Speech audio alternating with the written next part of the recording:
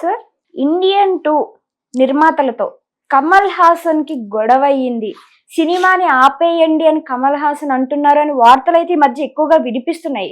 అసలు గొడవ ఏమైందంటారు? ఎందుకని సినిమాని ఇంత దాకా వచ్చి ఆపేయండి అని కమల్ హాసన్ అంటున్నారంటారు? కమల్ హాసన్ గానీ చిరంజీవి గానీ, చిరంజీవి కూడా చాలాసార్లు అలాగా గొడవ పెట్టాడు. రెమ్యునరేషన్ రాకపోతే లాస్ట్లో సినిమా రిలీజ్ అయిన తర్వాత అప్పుడు కూడా డబ్బులు లేకపోతే నెక్స్ట్ సినిమా అప్పుడు కూడా పట్టుకున్న రోజులు ఉన్నాయి చిరంజీవి. ఎవరో కదా, శ్యామ్ ప్రసాద్ రెడ్డికి, అరుంధతి ప్రొడ్యూసర్కి, అందరూ ఒకటి ఎవరి డబ్బులు వాళ్ళు వసూలు చేసుకోరా మరి. ఆ సినిమాకి రాలేదు, ఇంకో సినిమా అప్పుడు పట్టుకుంటారు. చిరంజీవి కొడుకే నాగబాబుని డబ్బులు కట్టమన్నాడు ఆరెంజ్ సినిమాకు దేనికో, అదేనా. అప్పుడు పవన్ కళ్యాణ్ హెల్ప్ చేశాడు. మరి వాళ్ళ డబ్బులు వాళ్ళు వసూలు చేసుకుంటారు. కాకపోతే వాళ్ళ రిలేషన్షిప్లో ఉన్న వాళ్ళు, అదే వాళ్ళు అలాంటి రిలేటివ్స్గా ఉండి కూడా ఇంత ఖచ్చితంగా ఉంటారా అనేది ప్రజలకు ఒక ఆశ్చర్యంగా ఉంటుంది. అది మన వరకు వస్తే కానీ తెలీదు. అదేందా, ఇప్పుడు నువ్వు నీ బ్రదర్ నీకు అన్యాయం చేసి మీ ఫాదర్ ఆస్తి ఇవ్వట్లేదు అనుకో, గొడవ పడతావు లేదా, అలాగనమాట. సో కమల్ హాసన్ అడిగే దాంట్లో అసలు తప్పే లేదు. ఎందుకంటే కమల్ హాసన్కి ఎంత ఇన్సల్ట్ అంటే, ఈ సినిమా స్టార్ట్ అయిన కానీ అన్ని కష్టాలే, కానీ బాగుంటుందని తెలుసు నాకు. ఇక్కడ ఒక అన్యాయం జరుగుతున్న చోట ఒక ముసరుడు వెళ్ళి వాళ్ళని చంపడం అనే కాన్సెప్ట్ అది భారతీయుడు. దాన్ని మళ్ళా నువ్వు అని తీస్తారు 30 years తర్వాత కదా. డెఫినెట్గా అదే కాన్సెప్ట్ ఉంటుంది, కొత్తగా ఉండదు కదా. ఇంకొక రకరకాల తప్పులు ఏమైనా జరుగుతుంటే రకరకాల డిపార్ట్మెంట్స్లో ఇతను ఇంకొక యాంగిల్లో తీస్తూ ఉంటారు. ముసరుడు వెళ్ళి రకరకాల విద్యలతో చెబుతూ ఉంటాడు. యాక్చువల్గా దీనికి అది ఎవరో మళ్ళీ కేరళలో అదేదో ఒక ఆర్ట్ ఉందన్నమాట ఫైటింగ్లో, దానికి సంబంధించి ఎవడో కేసు వేస్తారని విన్నాం. జనరల్గా అది పబ్లిసిటీ కోసం కూడా వేయిస్తారు. ఇటువంటి ఫైట్ ఉంది అందులోను. సో ఆ ఫైట్కి సంబంధించిన జాతి వాళ్ళు కూడా పెడతారు అని చెప్పేసి వీళ్ళే పెడతారు, సినిమా గురించి పబ్లిసిటీ రావాలని, ఫ్రీ పబ్లిసిటీ రావాలని చెప్పేసి. అది వచ్చింది మొన్న, అది కొంచెం పక్కన పెట్టారు.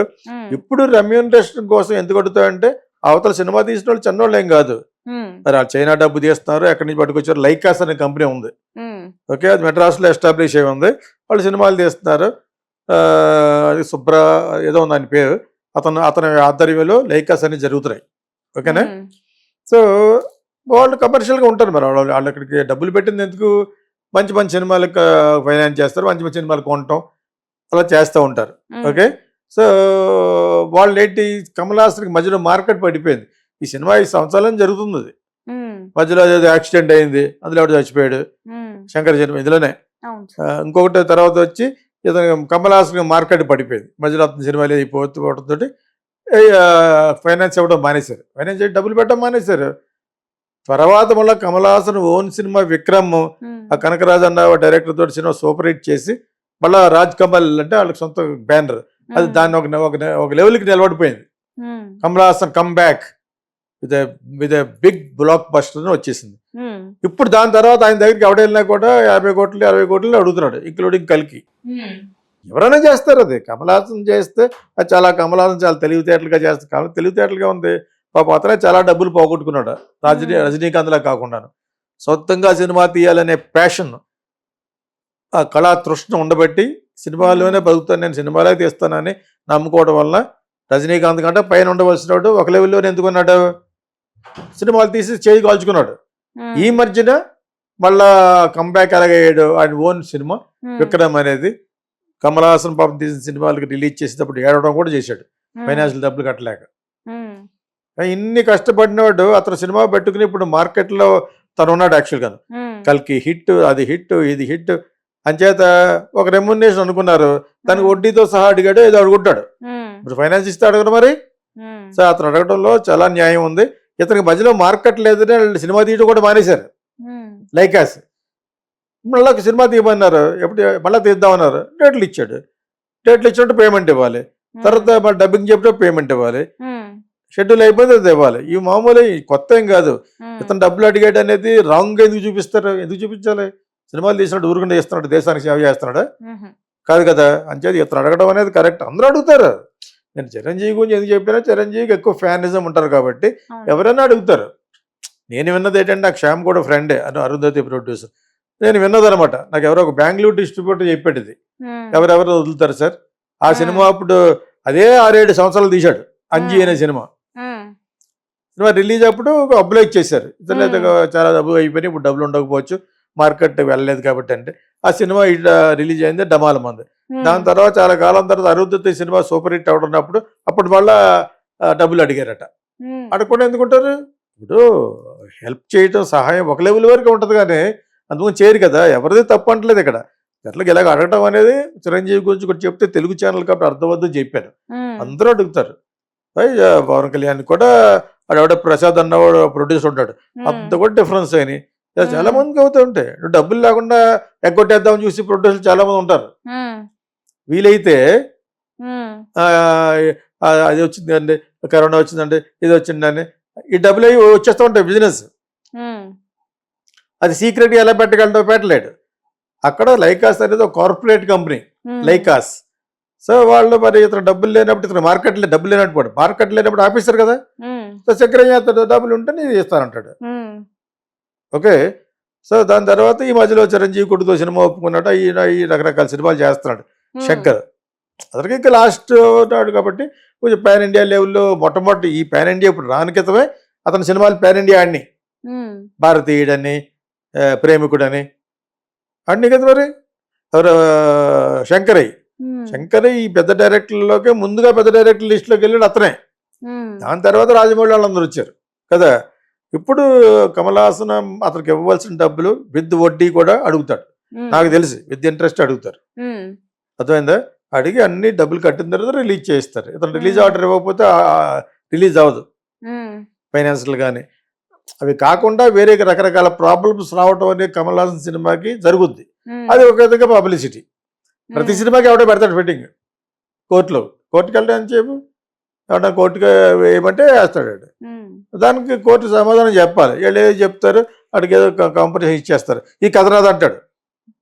ఇంక ఈ సినిమాకి అనలేదు శంకరయ్య కాబట్టి 2 కూడాను. భారతీయుడు 1, భారతీయుడు 2 ఇతనే కాబట్టి సరిపోయింది. లేకపోతే పక్క నుంచి వస్తాడు తమిళ్లో, ఎవడో వస్తాడు అసిస్టెంట్ డైరెక్టర్, ఈ కథ నేనే సెకండ్ ఇలా తీయాలని చెప్పాను శంకర్కి అని చెప్తాడు ఎవడో. ఇవి బాగా ఎక్కువ తమిళ్లో. అది ఒక విధంగా పబ్లిసిటీ వరకు పనిచేస్తే ఆడికి మళ్ళీ పిలిచి 2-3 లక్షలు 5-6 లక్షలు ఇచ్చేసి జల్లగొట్టి కూర్చోబెడతారు. Out of the court settlement చేసుకుంటారు. ఇది కమల్ హాసన్ మేజర్గా ఉన్న హీరోయే అతను అడుగుతున్నాడు అనేది అన్యాయంగా చెప్తున్నట్టుగా మన వాళ్ళు సోషల్ మీడియా చెప్తారు. ఏంటి అన్యాయం? అతను రావాల్సిన డబ్బులు అడగడా?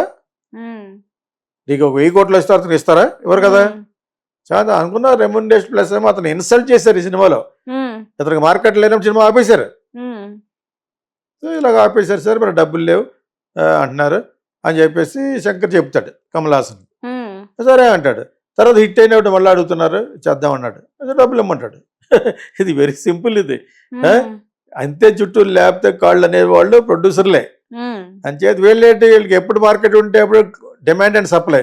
డిమాండ్ అండ్ వచ్చిన డబ్బులు కట్టన్నాడు, కట్టేస్తుంది, రిలీజ్ అప్పుడు కట్టేస్తా అన్నాడు. రిలీజ్ అప్పుడు రిలీజ్ అయిన 1 వీక్ కడతా అంటే నో అంటాడు. అదేందా దూకెత్తారు లేకపోతే. అర్థమైందా? సార్ ఎవడైనా ప్రొడ్యూసర్ స్థానంలో కమల్ హాసన్ ఉన్నా కూడా, కమల్ హాసన్ ఒకప్పుడు ప్రభుదేవాన్ని పెట్టి సినిమా తీశాడు వీళ్ళిద్దరూ కలిసి, నేను టైం తీస్తున్న టైంలో. మరి ప్రభుదేవ డబ్బులు అడిగాడు ఏంటి, అతను రెమ్యునరేషన్ కాకుండా ఎక్కువ ఎందుకు అడిగాడంటే, మనోడు అందులో సాంగ్ వేరే డ్యాన్స్ ఎవరో చేయాలి, ఇతను ఆల్రెడీ బట్ ప్రపంచవ్యాప్తంగా చాలా ఫేమస్ డ్యాన్స్ డైరెక్టర్ ఎవరు, ప్రభుదేవ కదా, నువ్వే చేసే సాంగ్ అన్నాడు. ఎవరు? కమల్ హాసన్. అదే దానికి కార్తీ ఎవరో పిల్లరాజు కొడుకే మ్యూజిక్ అనుకుంటా, బాగుంటుంది అది. తనే చేసాడు. చేసాడు మేము అనుకుంటే చేయమన్నాడు, కమల్ హాసన్ చేయమన్నాడు, చేసాడు. దానికి సెపరేట్గా డబ్బులు బిల్ వేసి పంపాడు ప్రభుదేవ. యాక్టర్గా డబ్బులు ఇస్తూ ఉంటారు, డాన్స్ డైరెక్టర్గా అడిగాడని నేను విన్నాను. కమల్ హాసన్ మేనేజర్ నాకు ఇంటికి బాధపడుతున్నాడు. బాధపడితే ఎవరికి కావాలి, ఎవరి డిమాండ్ ఆడిది. నువ్వు అతనితో చేయించుకున్నారు, మరి చేయించుకున్నప్పుడు అడుగుతున్నాడు. లేకపోతే డ్యాన్స్ యూనియన్ వచ్చి సినిమా ఆపేస్తుంది, డబ్బులు కట్టారు. నేను ఈ సినిమాకి, నా సినిమాలో ప్రభుదేవ చేస్తున్నప్పుడు తమిళ సినిమాకి కమల్ నా ప్రతి సినిమాకి వస్తాడు పిలిస్తే. నాకు అతనికి ఉన్న సాన్నిహిత్యం, సాగర సంగమం, స్వాతిపుచ్చి గురించి ఈ సినిమా పిలితో వెళ్ళినప్పుడు ఇది వద్దులే అన్నాడు అనమాట. బికాజ్ అక్కడ ప్రభుదేవ హీరో కదా, ఆల్రెడీ డిఫరెన్స్ జరిగింది వాళ్ళకి. ఈ గొడవలో అతను డబ్బులు, నాకు ఆయన డిఎన్ఎస్ గారు అని ఆయన దగ్గర ఉండేవారు, ఆయన మేనేజర్, కమల్ హాసన్ మేనేజర్ అనమాట. 30-40 గుణ ప్రొడ్యూసర్. అతను మళ్ళీ నాకు మా ఆఫీస్కి వచ్చి చెప్పాడు, ఏమనుకోద్దు అన్నాడు, ఎందుకంటే ఈ ప్రభుదేవ కదా ఈ సినిమాలో ఆయన రాడు, వీళ్ళిద్దరికి జరిగిందని ఆయన చెప్పారు నాకు. నీకు అర్థమైనప్పుడు సో ఎవరు డిమాండ్ అండ్ సప్లై, ఎవరు రెమ్యునరేషన్ ఎవరు వదులుకుంటారో వదులుకోరు. గెస్ట్గా ఓ రోజు రా అంటాడు. ఇప్పుడు ప్రభాస్ని మోహన్ బాబు కొడుకు అయితే పెట్టాడు శివుడిలాగా, ఊరిని ఎందుకు వెళ్తాడు? ఊరిని ఎందుకు వెళ్ళాలి? అతన్ని ఉపయోగించుకునే కదా మరి. ఇప్పుడు నిజంగా కన్నప్పలో ఎన్ని రోజులు ఇచ్చాడో ఈ కలికిలోనే అన్నీ ఇచ్చి ఉంటాడు. రెమ్యునరేషన్ ఎందుకు? అతను లేకపోతే బిజినెస్ అవుతుంది కలికి. అమితాబ్ బచ్చన్, కమల్ హాసన్ ఇవన్నీ కాదు, మళ్ళీ బికాజ్ ఆఫ్ ప్రభాస్ వల్లనే కలికి బిజినెస్ అయిందా. సో వచ్చేది ఎవరు డిమాండ్ అండ్ సప్లై ఉంటుందో, ఎవరికైతే డిమాండ్ ఉంటుందో సప్లై అంత ఎక్కువ ఉంటుంది అనమాట. Okay, if somebody is there who is having market, అతను వెళ్ళి అడిగా ఉంటే అతను రెమ్యునరేషన్ అడుగుతాడు. అదేవిధంగా అతను కొన్ని ఇవ్వాల్సిన రెమ్యునరేషన్ ఇవ్వకుండా ఎందుకు రిలీజ్ చేస్తాడు? రిలీజ్ అయిన తర్వాత మనకు కనపడరు. నీకు అర్థమైనప్పుడు లైకాస్ అనేవాళ్ళు ఫైనాన్సర్లలో ఎందుకు ఇవ్వాలి? You have to pay. ఇంకా ఎక్కువ కూడా అడుగుంటాడు, ఇవ్వాలి. మరి 5 సంవత్సరాలు డిలే చేశారు, 5 సంవత్సరాలు డిలే చేసిన తర్వాత ఇవ్వాలి. You have to pay with interest. So Kamal Haasan అడగడంలో తప్పు లేదు, అందరూ అడిగారు.